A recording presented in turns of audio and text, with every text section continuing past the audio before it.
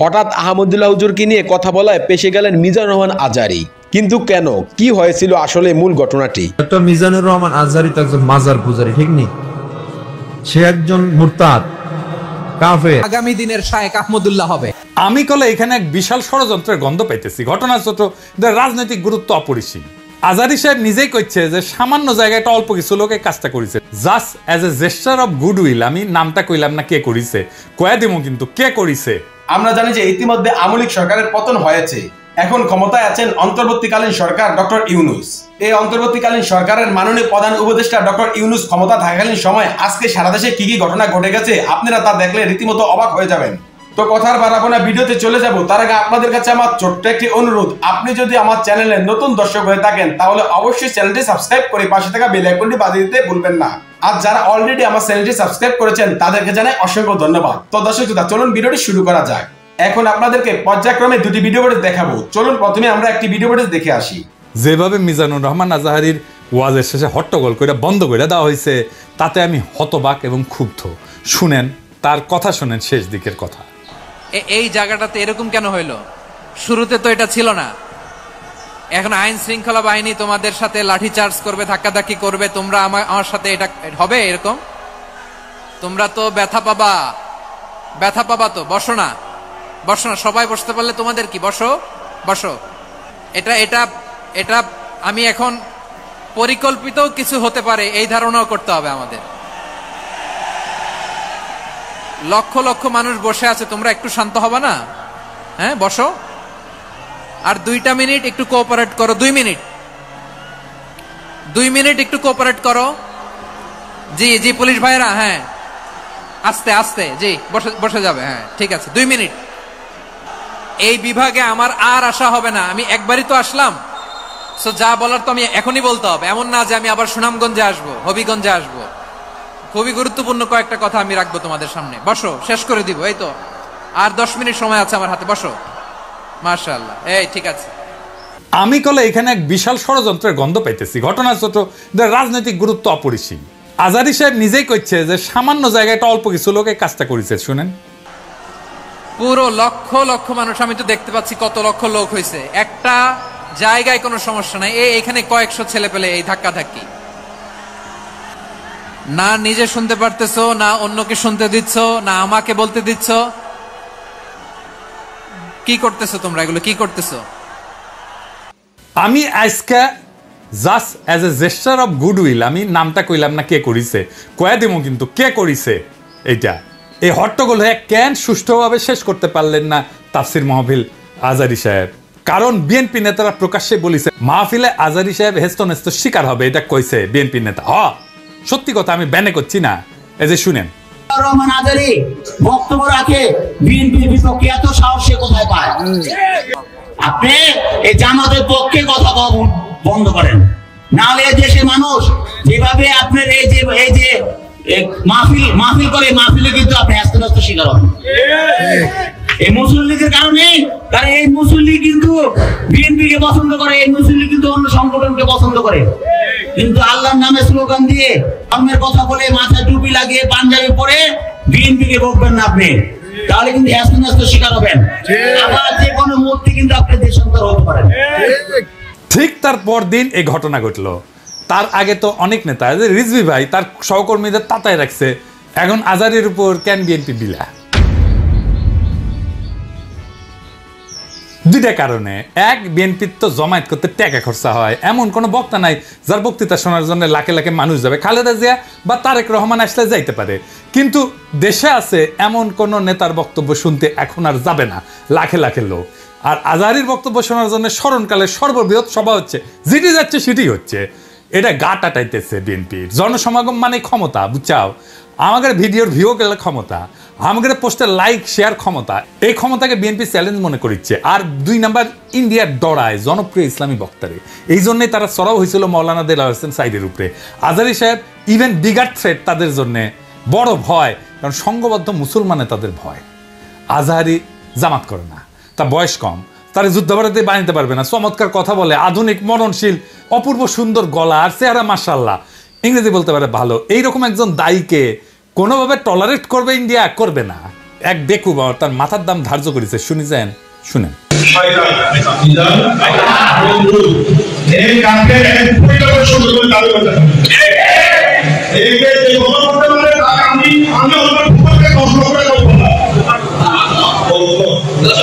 দেখেছেন তার জানের উপরে উঠে গেছে। পুলিশকে কইছে ওই হারামজাদার এখনই ধরে প্যাকেট করেন, ওই যে কইছে 10 লাখ টাকা দিবে ও প্যাকেট করেন। বিএনপি নেতারাও খুব অপমানজনক ভাবে কথা কইছে যে আজার ইউজের পিছে লাগিছে। দেখেন দুদু ভাই কয় আজার নাকি মাজার কি যেন আছে, দেখেন শুনেন। ওই যে কে যেন আজার নাকি মাজার একজন আছে।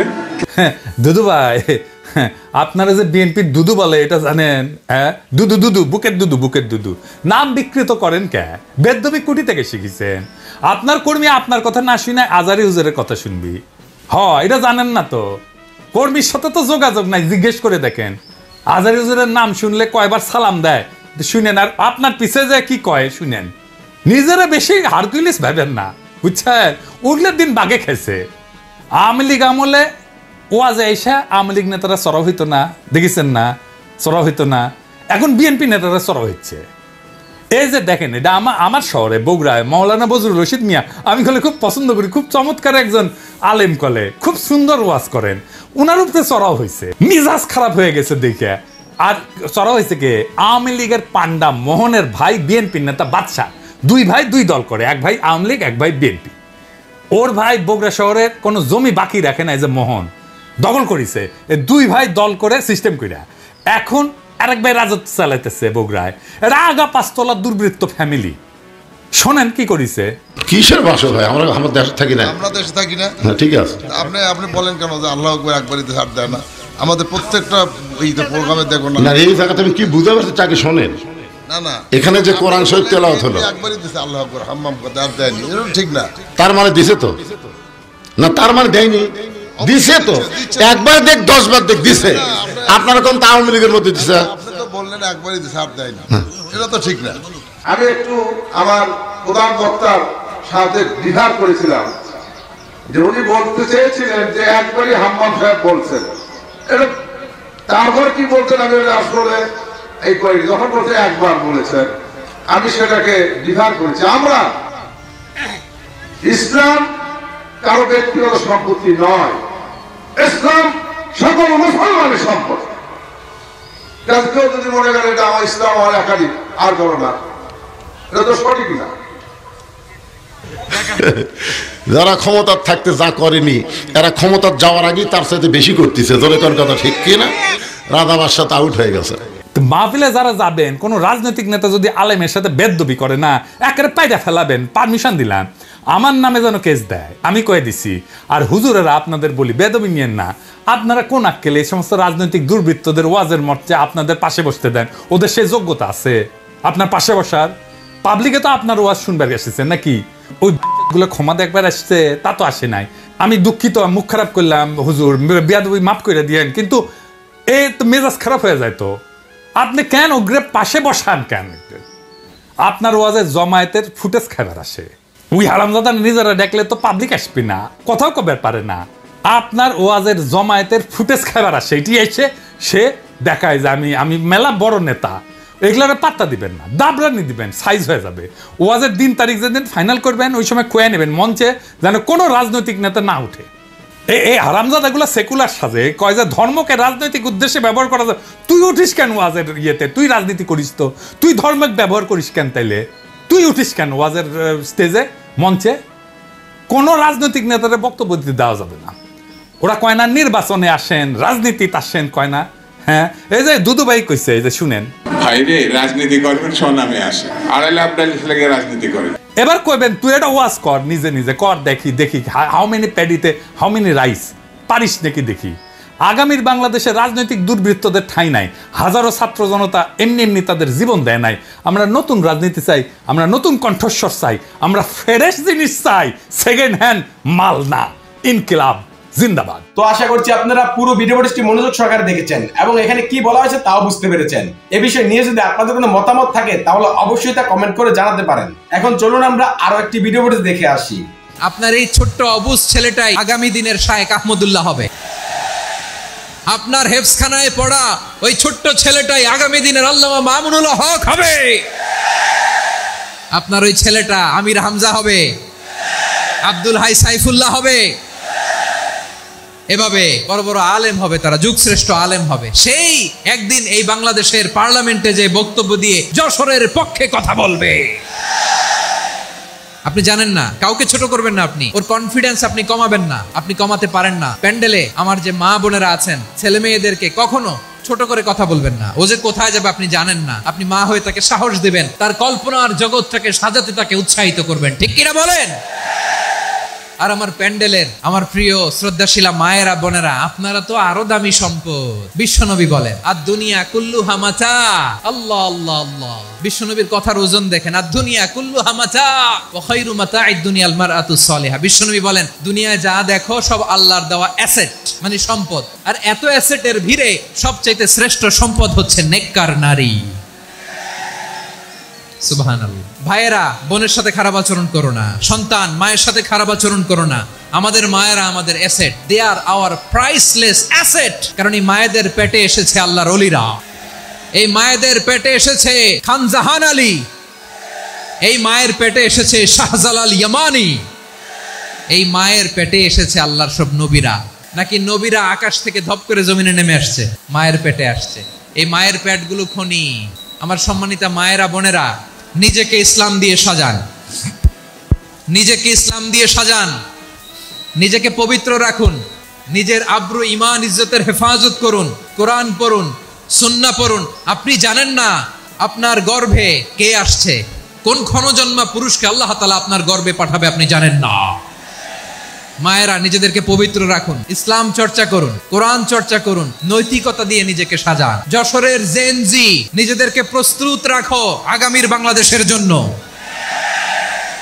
নৈতিকতা, মোরালিটি, ভ্যালিউজ দিয়ে নিজেকে সাজাও, ইসলাম দিয়ে নিজেকে সাজাও। কারণ আগামীর বাংলাদেশ ইসলামের বাংলাদেশ। বাংলাদেশের আসল পরিচয় ইসলাম। বাংলাদেশের আসল পরিচয় কি? সবাই বলে না। বাংলাদেশের আসল পরিচয় কি? এদেশে আজান শুনে সূর্য ওঠে শহর গ্রামে, এদেশে আজান শুনে সূর্য ডুবে সন্ধ্যা নামে, এদেশে সকল কাজে সবাই বলে বিসমিল্লাহ, এদেশে ভালো কিছু দেখে শুনে হাসি মুখে সবাই বলে মাশা আল্লাহ, সুবহানাল্লাহ সুবহানাল্লাহ সুবহানাল্লাহ সুবহানাল্লাহ সুবহানাল্লাহ সুবহানাল্লাহ সুবহানাল্লাহ সুবহানাল্লাহ। ও নবীন তরুণ, তোমার কিসের এত ভয়? জেনে রেখো বাংলাদেশের আসল পরিচয়। বাংলাদেশের আসল পরিচয় ইসলাম। আওয়াজ তুলে বলো, আসল পরিচয় কি? এদেশে পরস্পরে দেখা হলে দেয় সালাম, এদেশে আমজনতার হৃদয় জুড়ে পাক্কা আলাম, ঠিক না? এদেশে বিপদ এলে সর্বজনে সর্বক্ষণে দোয়া পড়ে ইন্না লিল্লাহ সুবহানাল্লাহ সুবহানাল্লাহ সুবহানাল্লাহ সুবহানাল্লাহ। ওদের পূর্বেকার অনেক জাতি ধ্বংস হয়ে গেছে, আল্লাহ তাদেরকে আযাব গজব দিয়ে ধ্বংস করে দিয়েছেন। তাদের অপরাধ ছিল যখন তাদের মধ্যে কোন প্রভাবশালী লোক অন্যায় করত, কোন প্রভাবশালী লোক, ক্ষমতাবান টাকা পয়সাওয়ালা মানুষ যখন কোন অন্যায় করত, কোন শিল্পপতি, কোন ক্ষমতাবান এমপি, মন্ত্রী, মিনিস্টার অথবা মন্ত্রীর দুলাভাই, এমপির খালু, এই জাতীয় লোকজন যখন অন্যায় করত, চুরি করত, শিল্পপতি মানুষ, ইন্ডাস্ট্রিয়ালিস্ট, বিশাল টাকা পয়সার মালিক, এই জাতীয় মানুষ অন্যায় করলে, অপরাধ করলে সিস্টেমে তাদেরকে ছেড়ে দেওয়া হতো। ওয়াইদা সারাকা ফীহিমুদ দাঈফ আকামু আলাইহিল হাদ। আর ওই একই অপরাধ করেছে দুর্বল মানুষ, রিকশাওয়ালা চুরি করেছে, ঠেলাগাড়িওয়ালা অপরাধ করেছে, ভ্যান গাড়ি চালক অপরাধ করেছে, কৃষক শ্রমিক মজদুর অপরাধ করেছে, খেটে খাওয়া মেহনতি মানুষ রাস্তার টোকাই, সে যখন অপরাধ করে ধরা পড়ছে, এখন বলে যে আইনের শাসন 100 ভাগের জায়গায় 200 ভাগ কায়েম করার উপরে। কারণ ওর কোনো মামুও নাই, ওর কোনো খালুও নাই, ওর কোনো দুলাভাইও নাই। কাজী এখন ওর উপর দিয়ে যত পারো আইনের শাসন তোরা বাস্তবায়ন কর। আল্লাহর পয়গম্বর বলেন যে বড় লোকের জন্য এক বিচার, গরিবের জন্য আরেক বিচার, শিল্পপতির জন্য এক বিচার, দরিদ্রের জন্য আরেক বিচার, ক্ষমতাবানের জন্য এক বিচার, টোকাইয়ের জন্য আরেক বিচার। বিচার ব্যবস্থায় এই বৈষম্য যখন কোন জাতি করেছে, এই অপরাধে আল্লাহ পাক রব্বুল আলামিন একটা জাতিকে ধ্বংস করে দিয়েছেন। মুহতারাম হাজিরিন, বৈষম্য সাধারণ কোনো অপরাধ নয়। আমার দলের লোকজন করলে পার, বিরোধী দলের লোকজন করলে ঠেঙ্গায় রাস্তার উপরে পাঠিয়ে দিবেন। এই ধরনের বৈষম্য যখন করা হয়, আল্লাহর আরশ কেঁপে ওঠে, আল্লাহর পক্ষ থেকে গজব নেমে আসে।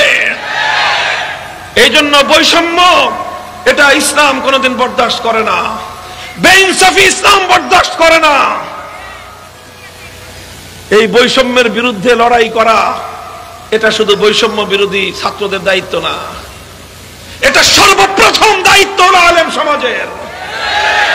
নবীর উত্তরাধিকারী পরিচয় দিয়ে সমাজে যত সম্মান আর যত মন মর্যাদা, হাদিয়া, তোহফা সব তো আলেমরাই পায়, বেশিরভাগ আলেমরাই তো পায়। কথা বলেন ঠিক না বেঠিক?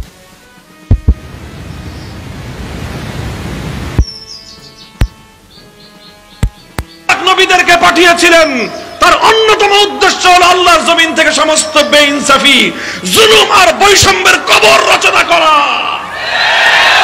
আল্লাহর কোরআন খুলেন, লাকাদ আরসালনা রুসুলানা বিল বাইয়িনাত ওয়া আনজালনা মাআহুমুল কিতাবা ওয়াল মিজান লিয়াকুমান নাসু বিল কিসত।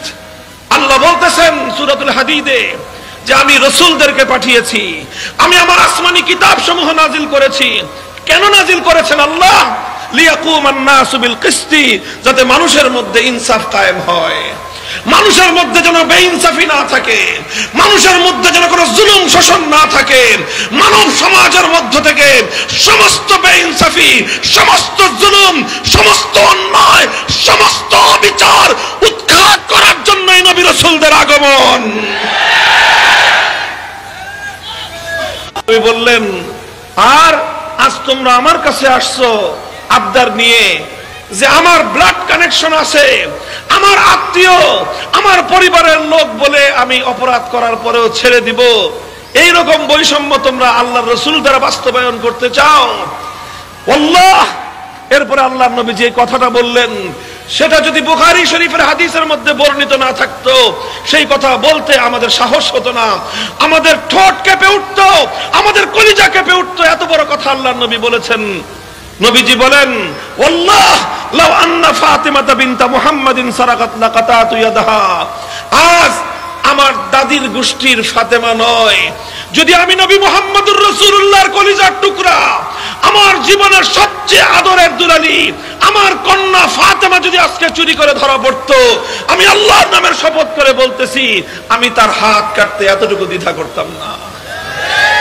মুহতারাম হাজিরিন, আল্লাহর নবী এভাবে ইনসাফ কায়েম করেছেন, এভাবেই বৈষম্য দূর করেছেন, এভাবেই সাম্য এবং ন্যায় নবী আকরাম সাল্লাল্লাহু আলাইহি ওয়াসাল্লাম আল্লাহর জমিনে বাস্তবায়ন করেছেন। কাজেই ন্যায়, ইনসাফ, সাম্য কায়েম করা এটা হলো ইসলামের অন্যতম গুরুত্বপূর্ণ জিম্মাদারি এবং দায়িত্ব। এখন যেভাবেই করতে হয় সেভাবেই করতে হবে, বেইনসাফির বিরুদ্ধে যেভাবে রুখে দাঁড়াতে হয় সেভাবেই রুখে দাঁড়াতে হবে, অন্যায় অবিচার দূর করার জন্য যা করতে হয় তাই করতে হবে। প্রস্তুত আছেন সেজন্য?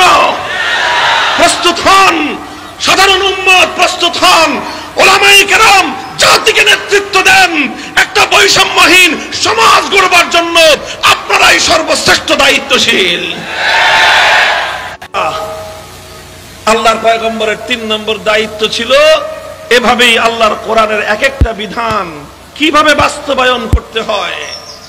বাধা বিঘ্ন আসবে, সেই বাধা বিঘ্ন এভাবেই ডিঙ্গিয়ে এক একটা বিধানকে বাস্তবায়ন করে দুনিয়াবাসীকে আল্লাহ নবী দেখিয়ে দিয়েছেন কোরআনে পাকের এক একটা বিধান এইভাবেই বাস্তবায়ন। কোরআনের সাথে নাকি রাজনীতির সম্পর্ক নাই, নাউযুবিল্লাহি মিন যালিক। একদল বলতেছে সার্বভৌম ক্ষমতার মালিক জনগণ। আমরা বারবার বলেছি তাবারাকাল্লাযী বিয়াদিহিল মুলক, সার্বভৌম ক্ষমতার মালিক কোরআন বলতেছে আল্লাহ, আর আপনি নেতা বলতেছেন জনগণ। আল্লাহকে বাইলট করেছেন, আপনার ঈমান থাকার কথা না। কথা মনে বুঝেন না আমার?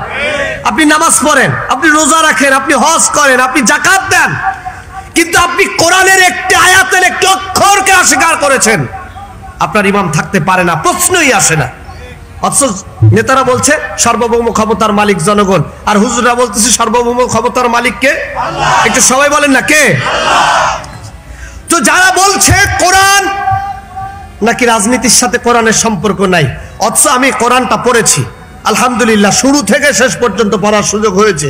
আমি কোরআন পড়ে দেখেছি, কোরআনের প্রতিটি অক্ষর, প্রতিটি সূরা, প্রতিটি আয়াত, গোটা কোরআনই আল্লাহ রাজনীতি দিয়ে সাজিয়েছেন। সুবহানাল্লাহ বলবেন না?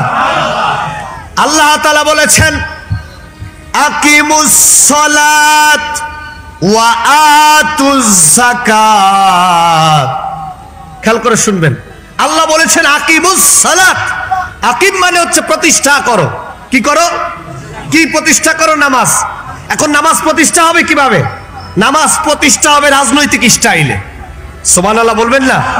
নামাজ আদায়ের কথা যদি আদাউস সালাত বলতো তাহলে রাজনীতি হতো না। যখনই আকিমুস সালাত বলেছে এটা রাজনীতি হয়ে গেছে। তাহলে নামাজের ভিতরে আল্লাহ কি রেখেছেন? একটু বলেন না, কি রাখছেন? রাজনীতি রেখেছে। আতুজ যাকাত, যাকাত আদায় করো। যাকাত আদায় মানে কি? ধরো কার কাছে যাকাত আছে, জোর করে আনো। এখন আনার জন্য কি আপনার মতো আমার মতো নিরীহ পাবলিক গেলে কি যার কাছে যাকাত আছে ও আপনার আমারে ছাড়বে? তার কাছে যেতে হবে কাদেরকে? প্রশাসনকে, সরকারকে, ক্ষমতাশীলদেরকে। সুতরাং যাকাতের ভিতরে রাজনীতি আছে। একটু জোরে বলেন না সুবহানাল্লাহ। পুরো গোটা কোরআন শরীফে খালি রাজনীতি। আপনি রাষ্ট্রের কথা, মানুষের কথা, মানবতার কথা, আল্লাহ তাআলা বলেছেন ইন্নাদ-দীনা ইনদাল্লাহিল ইসলাম। খেয়াল করে শুনবেন শব্দ চয়ন।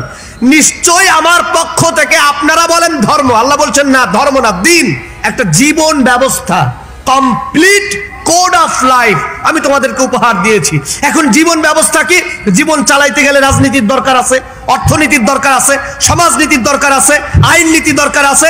রাষ্ট্র কিভাবে পরিচালিত হবে, জীবন কিভাবে পরিচালিত হবে, ব্যক্তি কিভাবে পরিচালিত হবে, সমাজ কিভাবে পরিচালিত হবে, চোর গুন্ডা বদমাশ এমপি ইলেকশন করবে নাকি সৎ এবং উত্তম ব্যক্তিরা ইলেকশন করবে, তার টোটাল কথা আল্লাহ তাআলা কোরআনে কোড আর নোট করে দিয়েছে।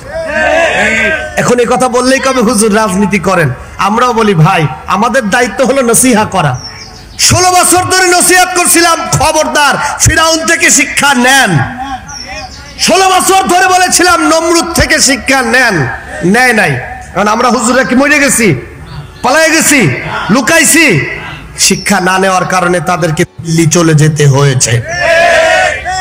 16 বছরের ইতিহাসও যদি আপনারা না শিক্ষা নেন, আপনি না শেখেন, আপনি রাজনীতি করেন, গত 16 বছর থেকে যদি আপনি শিক্ষা না নেন, ওনারা তো জামা কাপড় নিতে পারছে। আমার ধারণা আজ হোক, 10 বছর পরে হোক, কিংবা 20 বছর পরে হোক, আপনারা জামা কাপড়ও সাথে নিতে পারবেন না। এটাই বাস্তবতা।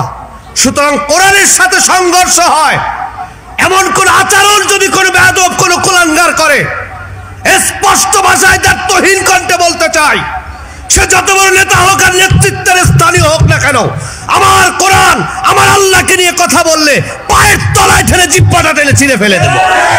আমার আল্লাহর কোরআনের ব্যাপারে কোনো স্যাক্রিফাইস নাই। আপনি আমাকে বলেন আলহামদুলিল্লাহ, কতবার মারবেন, কতবার জেলে পাঠাবেন, কতবার মামলা দিবেন, আমলা দিবেন, আমি I am ready, I am alert, but only on condition, আমার কোরআন নিয়ে কথা বলতে দেব না।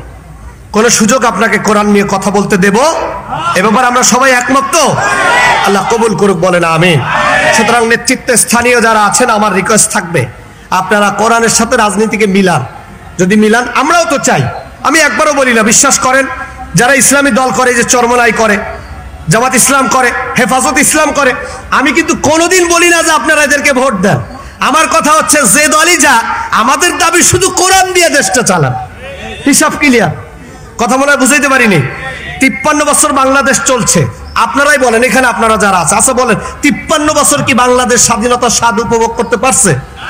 যেই দল ক্ষমতায় আসছে বিরোধী দলরে পিটাইয়া সাইজ করছে, যেই দল ক্ষমতা আসছে নিরীহ মানুষের উপরে শোষণ করেছে, যেই দল ক্ষমতা এসেছে স্বাভাবিক মানুষগুলো সাধারণভাবে জীবন যাপন করতে পারে নাই, যেই দল ক্ষমতা এসেছে চট্টগ্রামের সীতাকুণ্ডের প্রত্যেকটা মার্কেটে চাঁদাবাজি হয়েছে, পরিবর্তন হয় নাই, ধর্ষণ বন্ধ হয় নাই, লুটতরাজ বন্ধ হয় নাই, ছিনতাই বন্ধ হয় নাই, প্রত্যেকটা স্টেপলি প্রতিটা দল সেম জায়গায় দাঁড়িয়ে আছে। তার মানে গণতন্ত্র, সমাজতন্ত্র, আইনতন্ত্র, মানবতন্ত্র দিয়া দেশের পরিবর্তন হবে না, দেশের পরিবর্তনের জন্য কোরআনতন্ত্র লাগবে। এটা হলো সোজা হিসাব। এটা যদি না বুঝেন, ওই যে 16 বছর ধরে 41-এর মিশন করছিল, মাইর খেয়ে গেছে। আবার যদি কেউ নতুন করে কোরআন নিয়ে পরিকল্পনা করে, সেও 41 সালের মিশনের পরিকল্পনা করবেন, 50 সালে মাইর খাবেন। আল্লাহ আমাদেরকে হেফাজত করুক, বলেন আমিন। আরো জোরে বলেন আমিন। কষ্ট পেয়েছেন? এর ভিতরে দেখবেন কিছু আল্লাহর ওলি রাজনীতির গন্ধ খুঁজে পাবে, আল্লাহ তাদেরকে হেদায়েত দান করুক, বলেন আমিন। আল্লাহ জানে যে বান্দা যে কোনো সময় বিপদে পড়তে পারে, যে কোনো সময়। যতগুলো বিপদ আছে আল্লাহ নিজে একটা সিস্টেম দিয়ে দিছে। কি বিপদ? যে ভাই মন খুব খারাপ, খুব টেনশন, কিছু ভালো লাগে না, বুক ধরপড় করতেছে, খাওয়ার রুচি নাই, ঘুম আসে না, এই যে যত সমস্যা, কাউকে ডেকে কথা বলতে পারছি না, কিছু নাই। আলহামদুলিল্লাহ, আল্লাহর কাছে শুকরিয়া আদায় করে সাথে সাথে হচ্ছে বুক ভরে শ্বাস নিব, শ্বাস ছাড়তে থাকবো, বুক ভরে শ্বাস নিব, শ্বাস ছাড়তে থাকবো।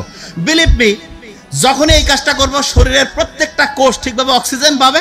এবং তার চেয়ে অসাধারণ, আমাদের ফ্রেনিক নার্ভ বলে একটা নার্ভ আছে, সেই নার্ভটা শান্ত হয়। এবং নার্ভের একটা অসাধারণ বৈশিষ্ট্য, একটা নার্ভ যদি শান্ত হয়, সে তার পাশের টাকে, ওইটা তার পাশের টাকে, ওইটা তার পাশের টাকে, এরকম করে লক্ষ লক্ষ কোটি কোটি নার্ভ মুহূর্তের মধ্যে শান্ত হয়ে যাবে। বুক ধরপড় কমে গেল, খাওয়ার রুচি চলে আসলো, ভয় কেটে গেল, রাতের ঘুম ঠিক হইলো। আল্লাহর কাছে এসে বড় শুকরিয়া আর কি আছে? যার টাকা পয়সা সব আছে, ঘুম নাই, ওকে জিজ্ঞেস করো ভাই কি চাও, কবে আমি খালি ঘুম চাই, আমার টাকা পয়সা সব ধরে যাও। কিন্তু আমরা এটা দাম দেই না কেন? কারণ ফ্রি পাইছি। আল্লাহ সবচেয়ে দামি জিনিসগুলো আমাদের ফ্রি দিয়ে দিয়েছে। জাস্ট কাজটা কি? কাজটা হচ্ছে ওইটাকে সায়েন্টিফিক্যালি আমাদের ব্যবহার করতে হবে। সকালে ঘুম থেকে উঠে শুকরিয়া আদায় করলাম, তারপরে কি করলাম? খুব সহজ কাজ, বুক ভরে শ্বাস নিলাম, ছাড়লাম। তারপরে দাঁত ব্রাশ করি না? আচ্ছা, বেশিরভাগ আমরা দাঁত ব্রাশ করি কোন হাত দিয়া? এই কথা বলি না কেন? কোন হাত? ডান হাত। ব্রেইনের ডানের সাথে ব্রেইনের বাম সাইডের একটা কানেকশন আছে, বামের সাথে ডানের, এই দুইটাই যদি স্ট্রং হয় খুব ভালো হয়। যে ভাই এটার কি? ওই যে মেসি যেমন বাঁ পা দিয়ে খুব ভালো খেলে, ক্রিস্টিয়ানো রোনালদো ডান পা দিয়ে না? আমাদের ব্রেইনের দুইটা সাইডে যদি স্ট্রং হয় খুব ভালো হবে। বুদ্ধিটা কি? বুদ্ধিটা হচ্ছে আমরা যখন এই মাথা আশ্রাই ডান হাত দিয়া, দাঁত ব্রাশ করি ডান হাত দিয়ে। এখন থেকে সকালবেলা যখন দাঁত ব্রাশ করবো, কালকে থেকে শুরু করা লাগবে। আজকে আমি সকালে আসার সময় এটা করছি, প্র্যাকটিস, ব্রেনটা অ্যাক্টিভ হয়ে যায়। কিরকম? বাম হাত দিয়ে দাঁত ব্রাশ করবো, বাহ কত সুন্দর। মাথায় যখন চুলটা আশ্রাবো, বাম হাত দিয়ে। আমি যখন প্রথম বিছানা থেকে নামার সময় যখন পা ফেলবো, খেয়াল করতে হবে আমি ডান পা ফেললাম না বাম পা। যে ভাই এগুলো কি কোন? হ্যাঁ, ব্রেইনের অ্যাক্টিভিটি বাড়তে থাকবে। ছোট্ট ছোট্ট কাজ, রকেট সায়েন্স না, কিন্তু লাইফ চেঞ্জ করে দিবে ইনশাআল্লাহ। এবং আব্বা আম্মার সাথে দেখা সাক্ষাৎ, যারা একই জায়গায় থাকি, আব্বা আম্মার সাথে হচ্ছে সালাম দিব। এবং সবচেয়ে মজার ব্যাপার, আমি সবসময় বলি কি, আল্লাহ যা কিছু আমাদের জন্য ফরজ করছে, যা কিছু, প্রত্যেকটা হচ্ছে আমাদের নিজেদের লাভ। কিরকম? আমি মায়ের সাথে বাবার সাথে একটু হাসি মুখে কথা বললাম, অক্সিটোসিন ক্ষরণ হইল। অক্সিটোসিন হচ্ছে আমাদের রক্তের যে নালীগুলো আছে না, কাপড় ময়লা হইলে যেমন সার্ফ এক্সেল আর সাবান দিয়ে ধোয়, অক্সিটোসিন হচ্ছে রক্তের নালীগুলোকে এরকম পরিষ্কার করে দেয়। এবং তখন হয় কি, রক্ত ঠিকভাবে প্রবাহিত হয়, ব্রেন চাঙ্গা, হার্ট চাঙ্গা, মন খুশি, যা খুশি অসাধারণ কিছু করব। বাপ মাও খুশি, আমরাও খুশি। আমরা অনেক সময় জানি যে মায়ের দিকে বাবার দিকে আন্তরিকতার সাথে তাকাইলে হজের সমান সওয়াব। আল্লাহ এত সুযোগ কেন দিছে? দিছে এই কারণে যাতে আমরা ভালো থাকি। অন্যকে যদি আমি হেল্প করি, আল্লাহ খুশি হয়। অন্যকে হেল্প করলে ওই সময় অক্সিটোসিন ক্ষরণ হয়, হার্ট ভালো থাকে। একজনেরকে হাসি মুখে কথা বললাম, এন্ডরফিন ক্ষরণ হইলো। এন্ডরফিন ক্ষরণ হলে কি হয়? ব্রেইনের মধ্যে BDNF, brain derive neurotrophic factor, এটা উৎপন্ন হয়, মনটা চাঙ্গা হয়ে যায়। কি অসাধারণ! তার মানে ইসলাম যা কিছু ফরজ করছে প্রত্যেকটাই আমাদের শক্তিকে বাড়ায় দেয়, এনার্জি বাড়ায়, ব্রেইনের ক্যাপাসিটি বাড়ায়। আর যেগুলো নিষেধ করছে প্রত্যেকটাই আমাদের শক্তি কমায় দেয়, ধ্বংস করে। এখন থেকে ইসলাম মানবো, আল্লাহ তো খুশি হবেই, তার সাথে মানলে আমার উপকার হবে। আল্লাহ বলছে তুমি যদি আমার ইবাদত করো, আমার কিছু নাই, তোমার লাভ। তুমি যদি আল্লাহকে অস্বীকার করো, তাতে আমার কিছু নাই, তোমার ক্ষতি। তার মানে যা কিছু ভালো, যা কিছু খারাপ, এগুলো আল্লাহ আমার ভালোর জন্য ফরজ করছে করাটা, যেটা খারাপ সেটাকে আমাকে জন্য নিষিদ্ধ করছে। কই কই ভাই ইমাম সাহেব, আপনি কোন পাড়ার? একটু দাঁড়ান, কষ্ট করে একটু দাঁড়ান। কোন গ্রামের ইমাম আপনি? হ্যাঁ, মনোহরপুর। আপনার বেতন কত ভাই? 5,500। ঢাকা শহরের কাজের বুয়াদের বেতনও 5,000 টাকা নাই অনেক বাসা। এই মনোহরপুরের মসজিদ কমিটির কেউ আছেন? মুসল্লি কেউ আছেন কিনা? অন্তত যারা আছে হাত তোলেন তো। মুসল্লি কারা? কেউ হাত তুলবে না। কমিটির একজন পাওয়া গেছে মুসল্লি। আচ্ছা থাক। আর ইমাম সাহেব কে আছেন বলেন? আপনি ইমাম ভাই, আপনার বেতন কত? হ্যাঁ, মসজিদ থেকে বেতন কত বলতেছি? মসজিদ মাদ্রাসা দুই ডিউটি, বেতন 11.5। তার মানে আমরা যদি 5.5 ধরি তাহলে 5.5 মসজিদ থেকে বলা যায়। 5 ওয়াক্ত নামাজ পড়ান, ইমামতি করেন, 5 ওয়াক্ত নামাজ পড়ান, 5,500 জুমা সহ। আমাদের মসজিদের ইমাম সাহেবদের, মুয়াজ্জিন সাহেবদের সম্মানে আমরা দিতে চাই না, মাহফিল করে বক্তার জন্য মোটা অঙ্কের হাদিয়া রেডি রাখি। আপনার কোন এলাকা? এই গ্রামের নাম বলেন? ঢুলিপাড়া। কই মাহফিলের আয়োজক কারা?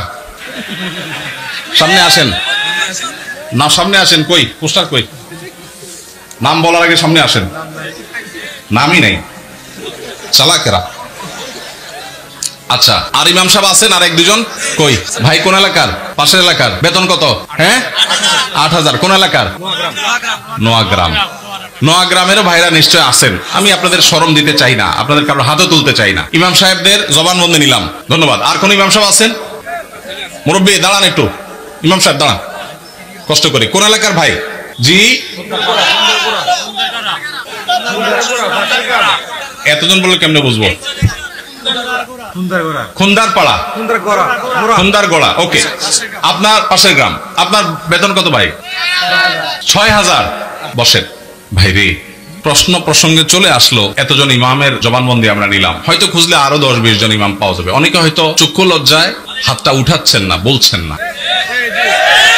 ভাইরা আমার, এটা আমাদের জন্য, বাংলাদেশের মানুষের জন্য লজ্জা, অনেক বড় লজ্জার বিষয়। পৃথিবীর অন্য যে কোনো দেশের সাথে আপনি যদি তুলনা করেন, শুধু সৌদি আরবের কথা যদি বলি, আমি 10 বছর সৌদি আরবে ছিলাম। আমাদের শেখ সাইফুল্লাহ মামুন ভাই দীর্ঘদিন সৌদি আরবে ছিলেন। সৌদি আরবের সকল মসজিদের ইমাম সাহেবরা ইমামতি করে যে সম্মানে পান, সেটা এভারেজে 5 থেকে 7,000 সৌদি রিয়াল। পাশাপাশি বাসা, বিশাল বড় বাংলো, সাধারণ বাসা না, বিরাট এরিয়া নিয়ে বাংলো। এইটা হলো তাদের এক্সট্রা ডিউটি, এক্সট্রা ইনকাম প্রত্যেক ইমাম সাহেবের। এমনকি মক্কার মসজিদে হারামের ইমাম এবং মুয়াজ্জিন, মসজিদে নববীর ইমাম এবং মুয়াজ্জিন, সবাইরই এই পেশার বাইরে তাদের আরেকটা মূল পেশা আছে। যারা খুব বেশি শিক্ষিত তারা বিশ্ববিদ্যালয় শিক্ষক। যেমন মসজিদে হারাম মক্কার যদি বলেন একজন একজন করে সমস্ত ইমামদের কথা বলা যাবে, প্রায় যে সবাই প্রায় কোনো না কোনো হয় আদালতে বিচারপতি, আর না হলে কোন বিশ্ববিদ্যালয়ের প্রফেসর। এটা মসজিদে হারাম শরীফের ইমামদের কথা বলতেছি, সব পিএইচডি হোল্ডার, বড় বড় আলেম, হয় জাজ, জাস্টিস অথবা বিশ্ববিদ্যালয় শিক্ষক। হারাম শরীফের একজন মুয়াজ্জিন, 2 জন মুয়াজ্জিনের অফিসে আমি গিয়ে সাক্ষাৎ করেছি, আপনিও ছিলেন সাথে, শেখও ছিলেন সাথে। এক বাংলাদেশি ওই মুয়াজ্জিন সাহেব হারাম শরীফের মুয়াজ্জিন, ওনার খেদমত করে। আমাকে বলে যে, আমরা হোটেলে ছিলাম, বলো যে ভাই আমি তো হারামের মুয়াজ্জিনের খেদমত করি, ওনার অফিসে চাকরি করি, টি বয়, বাংলাদেশি ভাই। বলে যে ওনাকে বলছি যে আমার দেশে এক হুজুর আসছে, ওমরা করতে, দেখা করতে যাবেন কেন? হারাম শরীফের মুয়াজ্জিনের সাথে দেখা করাও তো সৌভাগ্যের বিষয়, চলেন যাই।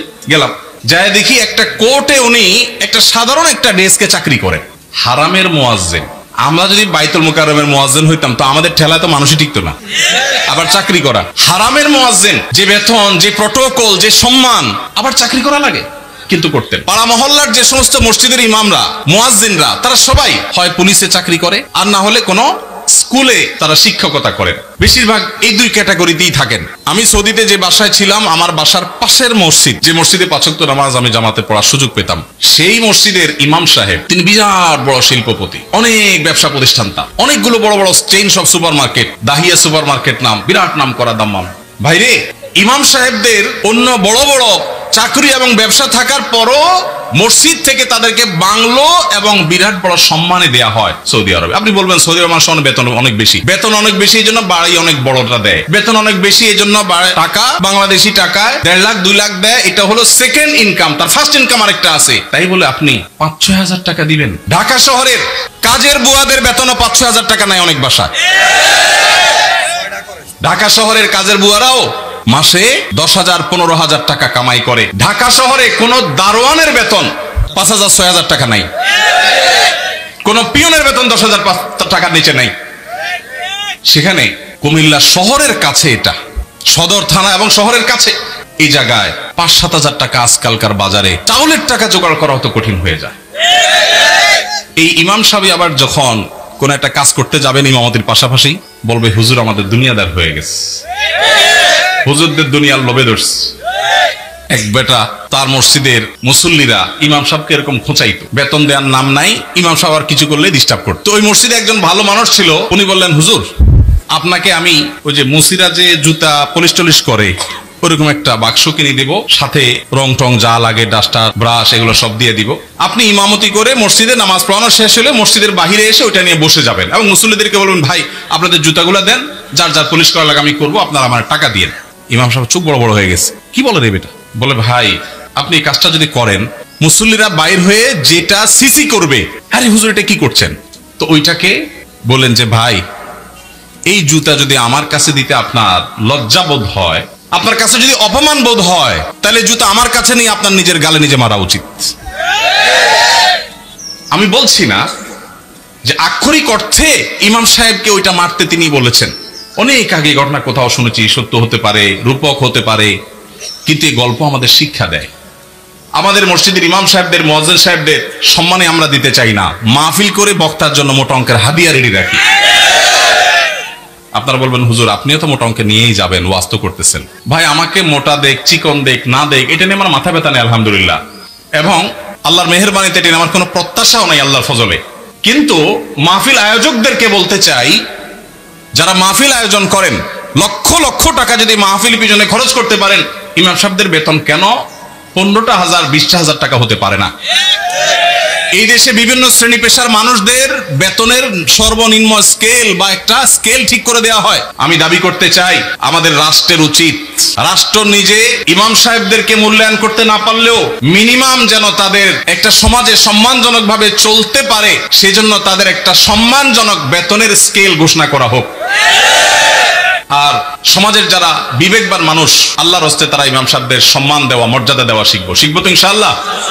আপনার এলাকার মানুষ যারা আছেন, প্রশ্ন প্রসঙ্গে হয়তো আপনাদের ইমাম সাহেবদের বেতনগুলো আমরা জানতে পারলাম, আপনারা মনে কষ্ট নেবেন না, আপনাদেরকে ছোট করা আমার উদ্দেশ্য না। আমার উদ্দেশ্য হলো আমাদের বিবেকগুলোকে জাগ্রত করা। কোন মসজিদ কমিটির লোকজন যদি এখানে থাকেন, তাহলে আমি আপনাদেরকে বলবো, এমনকি মুসল্লি ভাইরা যারা আছেন তাদেরকে বলবো, মসজিদে গিয়ে এটা নিয়ে দাবি তুলবেন, ইমাম সাহেবের সম্মানজনক বেতন নিশ্চিত করতে হবে ইনশাআল্লাহ।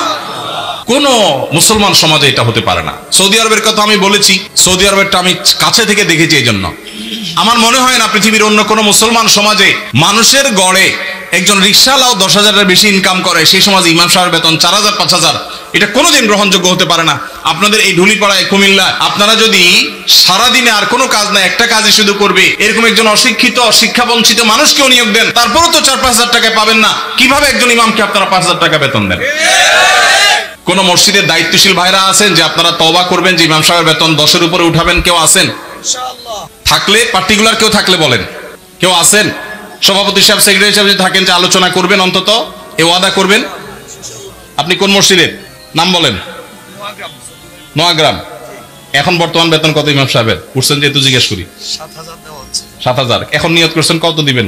25 সাল থেকে, 25 সাল মানে এখন তো 25 শুরু হয়ে গেছে, 10-এর প্রস্তাবনা আছে। মাশাআল্লাহ মাশাআল্লাহ। ভাইয়ের মসজিদ কোন এলাকা? নোয়াগ্রাম চৌধুরী বাড়ি। আপনি কি কমিটির? ভাই কমিটির সেক্রেটারি।